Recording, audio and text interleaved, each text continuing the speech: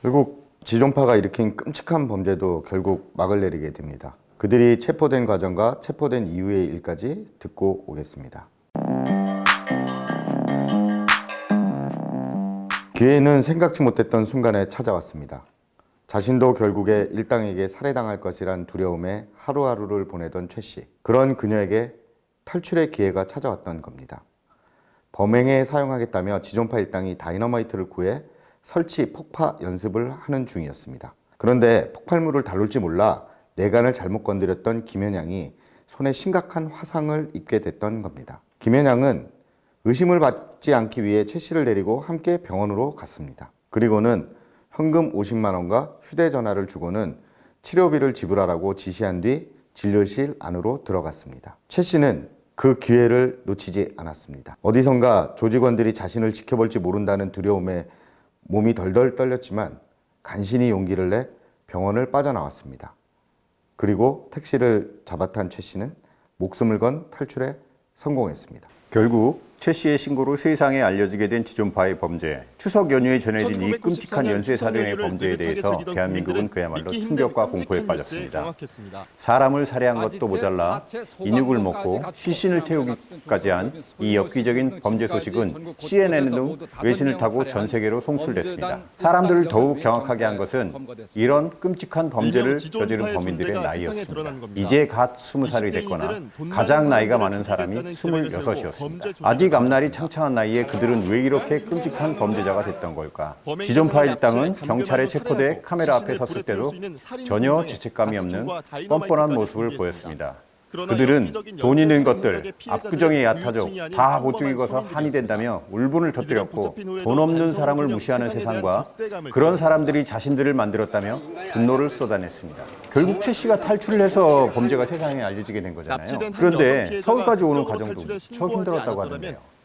그렇죠. 이 최 씨는 처음에 병원의 앞에서 주차된 택시를 타고 경찰서를 가달라고 했지만 피해자 입장에서는 택시기사조차도 지금 믿지 못하는 두려움과 공포를 경험을 하게 되죠.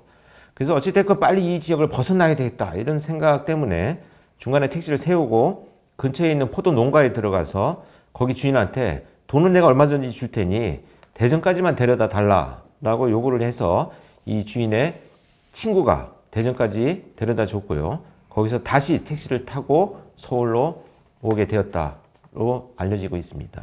근데 김현양은, 근데 제가 김현양 그러니까 김현양 여자 같은데 이름이 김현양이잖아요, 그죠? 김현양. 예, 그러니까 김현양은 최 씨에게 돈과 휴대전화를 주면서 믿었다는 걸까요? 아니면 또 병원에 가는 동안 도망갈 테면 도망가 봐라. 그렇게까지 농담을처럼 했다는 얘기도 있던데요. 이게 아마도 피해자를 완벽하게 내가 장악하고 있다라고 하는 오만함에서 비롯되는 이런 심리적인 특징이다 이렇게 보여집니다. 왜냐하면 이미 이 정도의 범행을 저지르고 그동안 보아왔던 최 씨의 행동들을 보면 저항하거나 도주해도 내가 충분히 잡아올 것이다. 또 도주했던 공범 중에 하나는 무참히 살해됐다는 장면들 이런 것들을 보아왔기 때문에 아마도 쉽게 피해자가 도주하리라고 생각하지 못한 이런 오만함에서 비롯된 행동이다 이렇게 보여집니다. 처음에 피해자 최 씨가 이제 형사에게 사건을 털어놨을 때 너무 믿지 못할 이야기라고 술에 취했거나 마약을 하지 않았나 하는 의심도 했다고 하더라고요. 만약에 공 교수님이 당시에 이런 신고를 받는 경찰이었다면 피해자분의 말을 어떻게 생각하셨을 것 같아요? 사실 이거 어떻게 보면은 쉽지 않은 내용이거든요. 왜냐하면 지금 이런 우리가 정신장애 중에서 망상만 있는 장애를 갖고 있는 분들은 어떤 일이 사실인 것처럼 이렇게 작화되어 가지고 주변 사람들한테 전달하는 경우들이 간혹 나타나기도 합니다. 그래서 저 같은 경우에는 뭐 이제 당연히 뭐 확인을 해봤겠죠. 또 이런 신고를 받고 확인당하긴 했지만 이 사람이 정상적인 사고 판단인지 정말 피해자인지 사실 그 순간에는 아주 짧은 순간에 좀 고민을 하지 않았는가 생각이 들어요. 최근에도 보면 장대호라고 하는 범죄자가 시신을 피해자의 시신을 이제 유기하고 밝혀져가지고 시신이 발견되는 바람에 수사팀에서 그 피해자가 묵었던 그 숙박업소를 찾아와가지고 수사가 전개되니까 자수를 하러 가잖아요. 그때 이제 문제가 됐었죠. 서울지방경찰청 당지시를 갔는데 자수를 하려면 종로서로 가라. 이렇게 해서 돌려보냈다는 것이 밝혀져가지고 굉장히 중징계를 하고 그런 일들이 반복되지 않도록 했다라고 하는데, 저는 뭐 경찰이 잘했다 잘못했다 이런 문제가 아니라 이런 일들이 허위 신고나 이런 것들이 사실 많이 일어나고 있습니다. 그래서 그걸 확인하지 않았던 이 잘못에 대해서는 이제 반복되지 않아야 된다는 얘기인데, 굉장히 이때 당시에 제 기억으로는 수사팀에서도 이 신고 사항에 대해서 사실 확인을 검토하기 위해서 피해자의 안전을 확보를 한 이후에 수사를 전개했다, 이렇게 저는 알고 있습니다. 지존파 뉴스를 들었던 기억들이 나시나요? 그 당시 추석 앞두고? 일단은 저는 뭐 그게 추석쯤인지 그런 건 잘 모르겠지만 오래돼서 당시에 이 김연양이를 비롯한 이 지존파 애들이 이제 검거돼서 막 그 화면에 잡혔지 않습니까? 그 경찰서에 있는 모습들, 그런 것들 중에서도 뭐 전혀 죄책감을 느낀다거나 그런 모습이 없었고, 뭐 오히려 뭐 자기들끼리 자기는 무슨 영웅 행위를 한 것들처럼 그런 모습이 진짜 충격적이었죠. 그 당시에 모습 봤을 때. 왜냐면 저는 군대를 제대하고 거의 1년이 되지 않았었으니까, 군대에서도 뭐 말로는 그러지 않습니까? 선배들이 뭐 훈련하다가 산에 풀어놓으면 우린 뱀도 먹고 그래. 그런 얘기를 전설같이 들었기 때문에 실제로는 없는 얘기지만, 그래서 아, 인육을 먹는다면 이 사람들은 대북 침투를 한 사람들이 다시 뭐 그렇게 돼 있나. 그래서 정상이 엄청 힘든 군생활을 했던 사람인가. 뭐 그런 얘기까지 생각을 혼자 했어요. 이해를 할 수 없다라고 하는 결론을 내렸죠. 그렇습니다. 사실 이거 굉장히 지금도 충격적이죠. 당시뿐만 아니라 굉장히 충격적인 범죄고 전무후무한 이런 잔혹함을 드러내고 있는데요. 그 지존파 일당은 어쨌든 공통점은 가난한 집안의 출신이고 교육을 제대로 받지 못하고 공사장에서 일을 하던 20대 초반의 청년들이 공범화되었다는 것. 이것이 어떻게 보면 굉장히 가슴 아픈 얘기가 될 수가 있고요. 불우한 어린 시절을 보냈다, 이렇게 알려져 있습니다. 그 대부분 이제 범죄 전과가 있었고요. 특히 김연양은 아주 왜곡된 인식을 갖고 있었는데요. 어떤 에피소드를 자기가 주장을 했냐면, 나는 학교에서 선생님이 시킨 대로 살아온 것이다. 왜? 제 집이 가난해가지고 미술 도구를 준비해가지 못했는데, 그럴 때마다 굉장히 많이 맞았다는 거예요. 선생님은 또 혼이 나죠. 도구 준비를 안 해오니까. 그래서 이게 혼나는 것이 너무 수치스럽고 싫어서 다른 친구의 미술 도구를 훔쳐가지고 가서 수업에 들어갔더니 혼내지 않더라는 거예요. 그래서 세상은 어떤 방식으로든지 내 목표를 달성하기 위해서는 남의 어떤 권리나 이런 것들을 침해해도 된다라고 선생님이 가르쳐 줬다, 이렇게 얘기하는 거죠. 이거는 명백하게 선생님의 의도와는 전혀 다른 것으로 자신의 삶을 해석한다는 의미를 갖고 있습니다. 이게 보통 뭐 범죄가 뭐 이 가난한 환경, 그런 환경이나 주변 환경들 때문에 범죄자가 된다, 이렇게 보는 견해들도 일부 있잖아요. 근데 또 그렇지 않은 상황들도 되게 많은데, 이들은 어떤 그런 자기들만의 강령을 만들고 조직적인 그런 행동들을 하면서 점점 그걸 좀 키워왔던 게 아닌가. 오히려 더 사회에 대해서 분노심을 더 키운다거나, 각각 개인을 다 떨어뜨려 놨을 때는 뭐 그냥 넘어갈 수도 있었던 상황들을, 그런 게 아닌가 좀 생각이 드네요. 미술 도구를 훔쳤을 때 더 많이 맞았으면 범죄의 시작이 되지 않았을까, 그런 생각도 드네요. 근데 결국 지존파 일당은 사형 선고를 받았고 1995년 1년 후에 11월에 사형이 집행됐습니다. 예, 이렇게 이제 뭐 지금까지 간략하게나마 지존파 일당이 갖고 있는 사회적 분노가 무엇이고 그들이 왜곡되게 받아들이는 현상들에 대한 해석들을 조금 시도를 해봤는데요. 시간을 조금만 앞으로 돌려보겠습니다. 그래서 지존파가 체포되기 전, 또 그들과 비슷한 그 사회적 분노라는 것을 명분화 시켜가지고 범죄 동기가 형성되고, 그 이유로 인해서 범행 대상을 찾아 길거리로 나온 한 명의 범죄자가 있었습니다. 그가 누구였는지 함께 들어보겠습니다.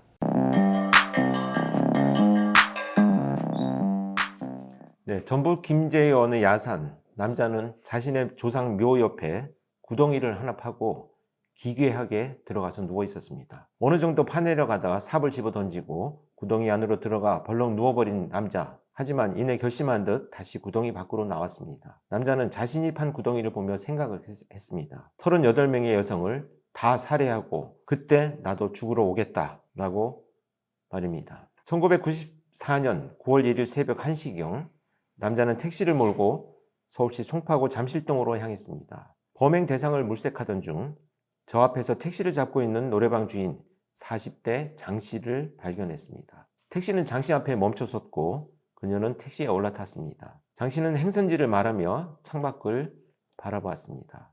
그런데 갑자기 남자가 칼을 들이대며 소리를 지르거나 도망가면 죽이겠다고 협박을 하기 시작했습니다. 남자는 강 씨에게 안전벨트를 채우고 테이프로 다리를 결박하더니 차를 몰고 유유히 서울을 빠져나갔습니다.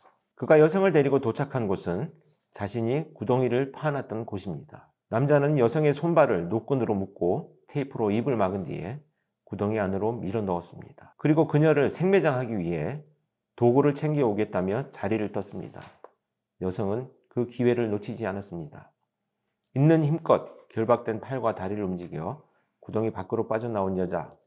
그녀는 헐거워진 결박을 풀고 범인이 떠났던 반대편으로 미친 듯이 달리기 시작을 했습니다. 한편 남자는 강 씨가 도망친 것도 모른 채 차 안에 있던 그녀의 가방에서 현금과 수표 12만 원을 훔쳤습니다. 그리고 구덩이로 다시 돌아왔을 때 강 씨가 도망간 사실을 알았습니다. 그는 곧 경찰이 찾아올까 봐 택시를 그대로 두고 도망가 버렸습니다. 네, 브리핑 앞부분에서 범인이 했던 말 38명의 여성을 다 죽이면 그때 나도 죽으러 오겠다. 이 말을 듣고 아마 범인이 누군지 대충 눈치를 채신 분들이 계실 것 같습니다.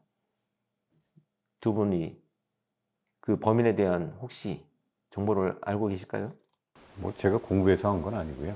그냥 그 당시에 나름 유명했던 그 친구니까 그러면서도 제가 좀 이해가 되지 않았던 건 김제에서 서울 송파 잠실까지 택시를 운행하면서 정신력도 대단하다. 그 시간 혼자 운전하려면 6, 7시간씩은 그 당시에는 걸렸을 텐데 그런데 이 사람이 왜 38명을 죽이겠다는 목표를 세운 거죠? 당시에 이 범인이 이름은 온보현. 네. 온보현인데 38살이었습니다. 그래서 내 나이만큼 사람을 죽이겠다라고 결심한 것이 38명인데 뭐라고 얘기를 했냐면 내 나이만큼 38명을 죽이겠다. 그런데 더 늘어날 수도 있다라고 자기 범행 결의서를 써놨거든요. 이걸 보면 결국은 38명이라고 하는 것은 그냥 자기가 임의로 정한 어떤 그 의미지 특별한 어떤 의미. 근데 물론 온보현의 입장에서는 내가 38해를 살아오면서 당했던 수모와 분노를 그 한 해에 한 명씩 사람을 살해하면서 내가 갚아주겠다 뭐 이런 의도를 가지고 있다 해석을 하는데 아마 이 방송 들으시는 여러분들도 도무지 제가 드리는 말씀에 대해서 아마 이해는 못하시리라 하는 생각이 듭니다. 방송을 보시면서 여러분들이요 일반적인 평상시에 우리가 갖고 있는 관념이나 상식의 선에서 범죄자들을 이해하려고 하시면 굉장히 힘들어집니다. 그래서 아 그놈들이 그냥 그런 생각을 하고 살아가는구나 이렇게 이해를 하시면서 사건을 바라보시는 것을 좀 권해드립니다.